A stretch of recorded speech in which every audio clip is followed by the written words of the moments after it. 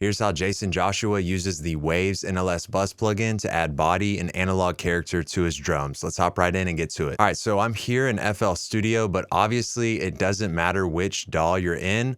You just want to make sure that you have all of your drums routed to a drum bus. So on Jaycen Joshua's drum bus, he likes to load 8 consecutive Waves NLS Buss plugins in a row. Now, in order to save plugin slots here in the mixer, I'm utilizing this free plugin by Waves called Waves Studio Rack. And the cool thing about this plugin is it only takes up 1 plugin slot within FL Studio or whatever DAW you're in. But when you open up the plugin, you'll see that you get 8 additional effect slots within the Studio Rack plugin itself. So this is very useful if you're wanting to add any additional processing like compression and saturation directly after the NLS Buss plugin chain, which is likely the case on a drum bus. Now here in Studio Rack, you'll see that I already have the NLS Buss plugins loaded. So let's go ahead and open up the first one. Now what this plugin is doing is it's emulating different analog mixing consoles. So you have 3 different emulations to choose from. Spike is an SSL board, Mic is an EMI board, and Nevo is a Neve board. So as you can see, the first NLS Buss plugin is set to mic,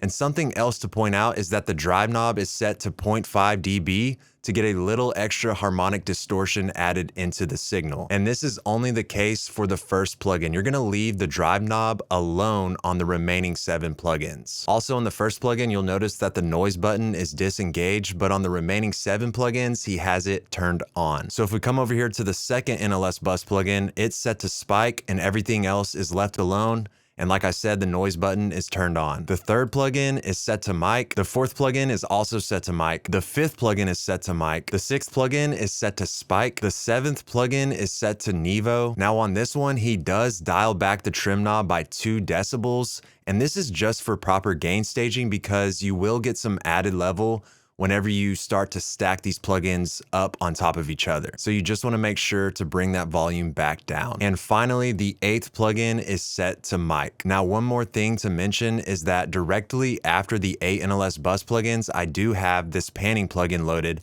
And this is just to pan the drums back to the center of the mix. And the reason that you have to do this is because the NLS Buss plugins are gonna slightly pan your drum signal off center because they're emulating these big analog mixing consoles that have electronics and circuitry in them that are wearing down over time and giving them this character. And that character is resulting in the left and right drum signals being processed in their own unique way. So long story short, utilize some form of panning to pan your drums back to the center of your mix. So let's go ahead and take a listen to our drums running through this chain, and I'll bypass the chain on and off so that way y'all can hear the difference. And I'm also going to utilize this spatial analyzer plugin right here so that way you can visually see the difference of what this plugin chain is doing to the drum signal.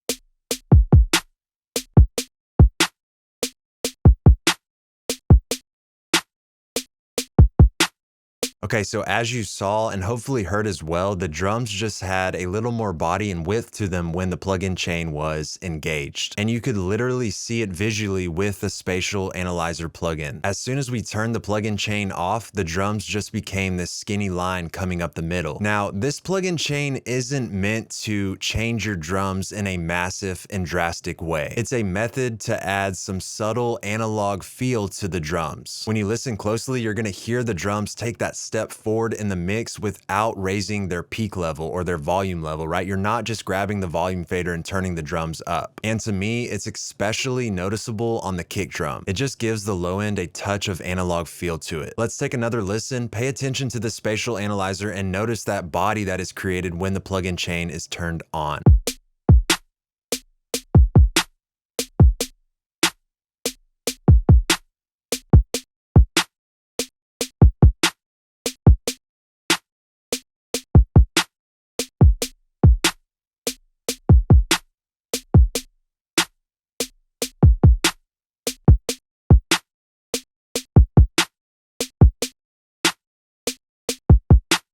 All right, so hopefully you now have a better understanding of what Jaycen Joshua is doing with the NLS Buss plugins. I've seen him use this method in a ton of different videos, and so I just wanted to do a basic walkthrough and break it down in a simple way. Now, keep in mind that he does have additional processing after this plugin chain for his drums, including things like compression, saturation. So this is just a smaller piece in the larger puzzle. All right, so that's it for today. I hope you enjoyed the content. Please consider subscribing to the YouTube channel if you haven't done so already. Leave me a comment, let me know what you think, and I'll see you in the next video.